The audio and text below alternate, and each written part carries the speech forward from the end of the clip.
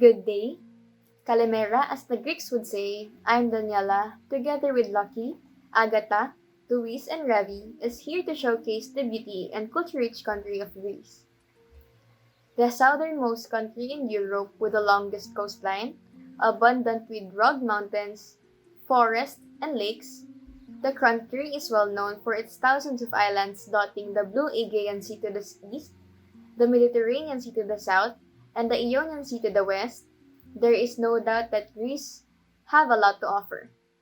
From its famous ancient philosophers like Pythagoras, Socrates, and Aristotle, down to its famous Mediterranean foods that many would love, to its picture-perfect sceneries and tourist spots, and the famous Greek literature and language, everybody would love to learn and have a glimpse on the beautiful nation of Greece. Good morning, everyone. My name is Luis Wizon, your virtual tour guide for today's video. I am here to discuss the official language of Greece, which is Greek. Did you know that 99% of the people speak this language? Some Greek also learn English, German, French, and Italian as their foreign language. Macedonian, or also called South Macedonian in Greece, Albanian, which is spoken in the central and south part of the Greece, Turkish, which is spoken by Muslim groups surrounding the Aegean, Akromania, and Bulgarian are the other languages that's spoken there. Then how do we greet people we know in Greece? Saying ya means hello. Ya also means hi and goodbye. In formal occasion, they usually use kalimera. Kalimera it means good day. Kalimera can also be interpreted as good morning and good afternoon. Kalispera means good afternoon and good evening. Spera means part of the day after sunset. In saying goodbye, we simply say adieu. Adieu is being used when leaving in a formal occasion, while ya is used in leaving in an informal occasion. Kalisumera means have a good day. We all know that Greeks are lively, generous, and a little bit loud. Simply saying ya will do the trick. Ya is generally followed by a traditional hand wave, specifically when greeting someone far away. In a formal occasion, it's common to shake hands along with the formal greeting, yasas. Greeks also do air kiss or touch cheek to cheek when introducing themselves to a friend. Typically, they kiss on the right cheek first while tilting their head to the left, and then on the left cheek while tilting their head to the right. Although this is only typical for Greek greeting between friends or family, we would not encourage it for the widely spread usage. After knowing the language of Greece, let's proceed now with their traditional foods. Here is a list of some of their traditional foods. First, dolmadakia, stuffed with leeks. Dolmakadya is another side of the versatile nature of Greek food. Dolmakadya is tiny dolmades that are made of stuffed grape leaves. Inside the leaf, you will get the meat of ground lamb or beef, sometimes both, and rice stuffing. Traditionally, this dish is served as an appetizer with lemon wedges. By eating dalmakadya, you don't need a spoon, fork, or knife. You just need your hands to hold it and eat it. Now let's proceed to our side dish and main dish, Greek salad and gyros. Greeks almost always include Greek salad with their meals, and just periodically are made of tomatoes, olives, cucumber, and a sizable chunk of feta cheese. All restaurants serve vinegar, salt, pepper, and olive oil with the salad since customers can choose their own dressing. Greek salad, which is typically served as an appetizer, may also make a fantastic side dish. Then gyros. Gyros are an economical meal choice and so yummy. When the meat is roasted vertically and turned on the spit, it is known as gyro. But wait, there's more. Slices of gyro are then placed in a pita with various taste enhancers including sauce, onions, lettuce, tomatoes, and potato chips. And courgette balls. Courgette balls is a vegetable food should be included on your list of favorite foods. The majority of Greek restaurants serve these very famous Cretan meals. Its flavorful texture, salty and savory feta cheese, and a hit of fresh meat will fascinate your taste senses. The original courgette balls must have a creamy interior and a crispy exterior. Now let's move on to their drinks. The most popular coffee style in Greece is still Ellenikos. The classic copper coffee pot with a long handle or briki in Greek is used to serve the coffee. Ellenikos comes in three different flavors: Variglyco, which is intense and almost honey sweet, Metrios, which is medium sweet, and Sketos, which means without sugar. Thank you, Agatha, for showcasing Greek cuisine. I'm Luis Lardisabal and I will be enlightening you about Greek customs and beliefs. As you may all know, Greece is a country with a rich culture and traditions that have been passed down through generations.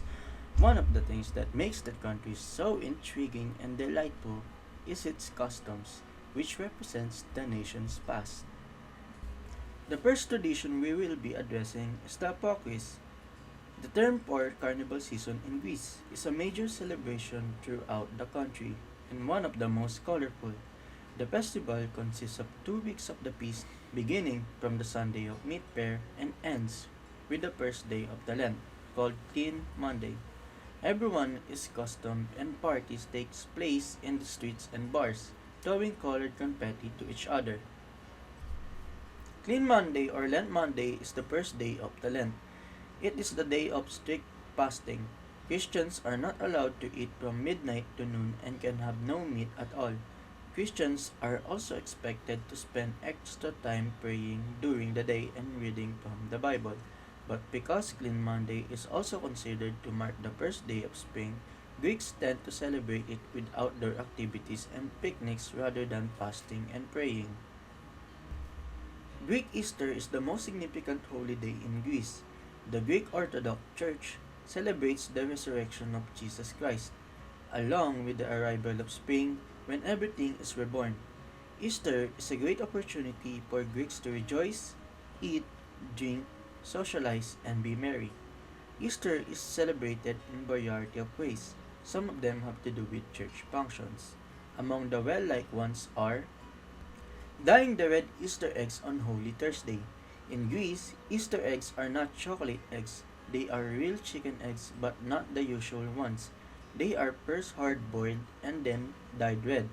Traditionally, women used to dye the eggs on Holy Thursday using a colorant produced from onion peel. This gave the eggs a deep red color which is symbolic of the blood of Jesus Christ. The other one is the Epitafios procession on Good Friday. The Epitafios is a wooden construction covered with a piece of precious cloth, often adorned in gold and silver. It depicts the dead body of Jesus and is usually decorated with flower petals. During this ceremony, the Epitafios is carried around every single town and village in Greece. People follow the procession around the neighborhood carrying candles. Now let's talk about Greek beliefs. The first one is the evil eye. It is a curse from Greek culture that has been passed through many decades and still exists today. It states that when someone is envious of you, they will have the power to give you an evil glare and send bad luck your way. Due to this belief, protection from the evil eye is something that many people actively sought after. This is why in today's times people use evil eye jewelry as a symbol of protection against bad luck. Spitting, one of the well-known superstitions in Greece but also in numerous other countries. The evil eye is believed to be caused by a compliment or jealousy, so spitting chases the devil and the misfortune away. That is why when someone talks bad news, the other slightly spit 3 times saying, sto, sto, sto. The last one is ancient Greek mythology. It's a vast and fascinating group of legends about gods and goddesses, heroes and monsters, warriors and fools that were an important part of everyday life in the ancient world. Greek myths explained everything from religious rituals to the weather and gave meaning to the world that people saw around them. Every country has its own national costumes, and it differs on their histories and how it ended up into our modern ones. Greece's national costumes started from ancient period to Byzantine era, Ottoman period, and finally our modern period, which we will be discussing them all one by one. But first, let us define what national costume is. National costume are the clothes traditionally worn by people from a particular country, especially on special occasions or for formal ceremonies. Ancient period. Ancient Greek clothing consisted of lengths of linen or wool fabric, which generally was rectangular and secured with the sash and the fibula as an ornamental clasp or pin. Greek people wear simple garments that draped over their bodies, especially at summertime to beat the summer heat. Typical of such garments were the peplos, chlamys, and chiton, which we will be discussing in the next slides. Peplos, a loose garment worn by women, commonly sleeveless, and it is distinctively Greek with its fibula or the shoulder clasp. Next, we have the chamis, which is a cloak commonly worn by Greek men, and it only covers just a part in the arms. And lastly, we have a chiton, a tunic or a slip-on garment made with or without sleeves, worn by both genders and all ages. Men's chiton hung until to their knees, while on female chiton fell to their ankles. During winter, himation is used where a larger cloak worn over peplos or chamis and wool is commonly used fabric.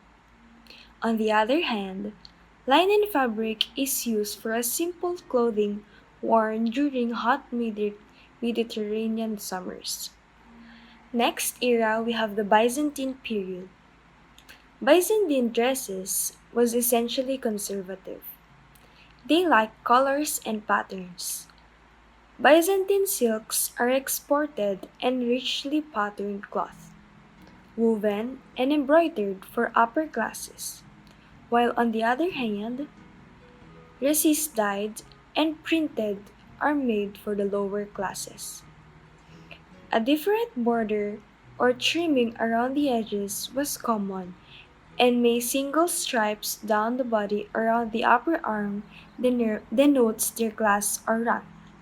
As for the color, purple was reserved for the imperial dynasties. Other colors conveyed to upper class and clerical or government rank, and bright colors or simple tunics were worn for the lower class. Third era we have the Ottoman period. The administrators occasionally brought about legal regulations on clothes.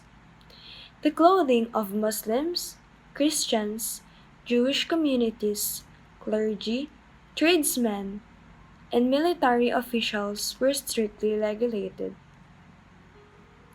The men's traditional costume starts with a white undergarment and is layered with baggy pants, a white shirt, a sleeveless coat, a sash, a jacket, and a tasseled cap.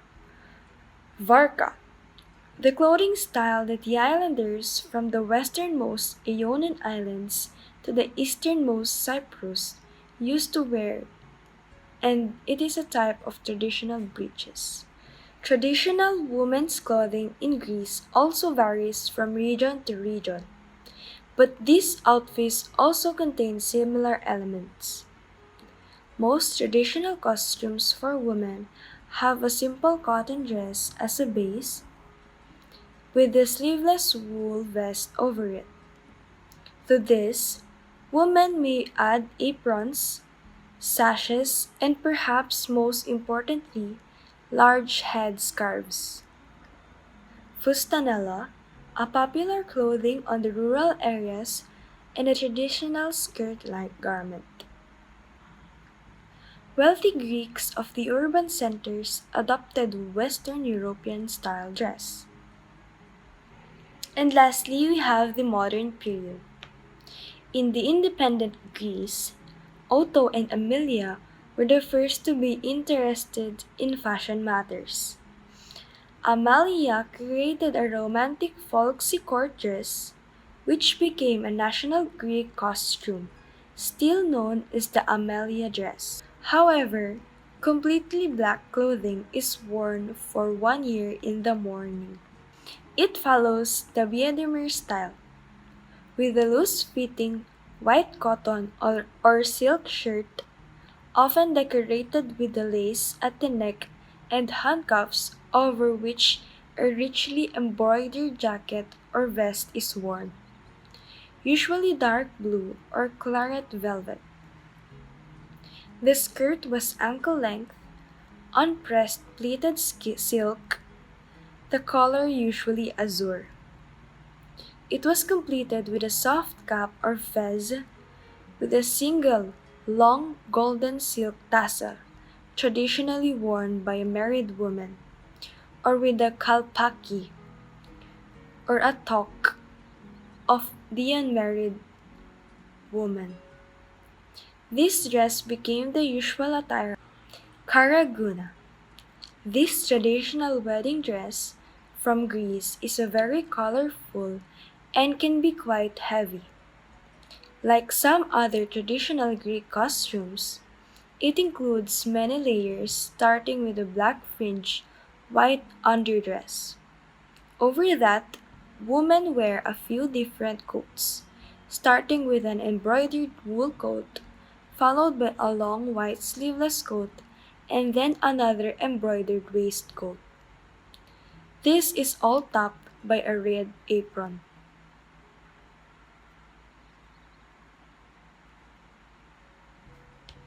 A woman wearing a karaguna will also don a head handkerchief and chains of gold coins across her forehead and a bosom to signify wealth. Famous tourist spots in Greece. Starting off with Mount Athos. Famous for its monasteries, Mount Athos is a mountain and a peninsula located in northern Greece. The peninsula is the easternmost leg of the larger Halkidiki Peninsula. Houses some 1,400 monks in 20 Eastern Orthodox monasteries. It is an autonomous state under Greek sovereignty. A fact about Mount Athos is that they don't allow women, even female animals, except cats, to enter because it's a men's monastery and their main goal is to ensure celibacy of the men. Next up, we have Mistras. Famous for its several Byzantine churches with the architecture and variable frescoes, Mistras, situated near ancient Sparta, served as the capital of the Peloponnesus in the 14th and 15th centuries. Ruled by relatives of the Byzantine emperor, the site remained inhabited throughout the Ottoman period but was abandoned in 1832, leaving only the breathtaking medieval ruins standing in a beautiful landscape.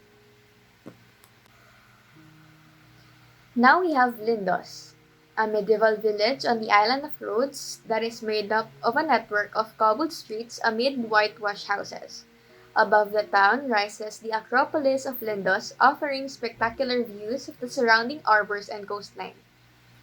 Famous for being the second most visited archaeological site in Greece. Samaria Gorge. Famous for being the longest gorge in Europe, the Samaria Gorge is a 16-kilometer long canyon in southwest Crete. Walking the Samaria Gorge is extremely popular and more than a quarter million tourists do so each year. The walk takes 4 to 7 hours and passes through forests of ancient cypresses and pines, then cuts between vertical cliffs through the mountains to emerge at Agia Rumeli on the Libyan Sea. Next up, we have the Myrtos Beach. Described as one of the most dramatic beaches in Greece, with its mile-and-a-half long arc of dazzling white pebbles, located in northwest of Kefalonia, Myrtos Beach is world famous for its magical colors of the water.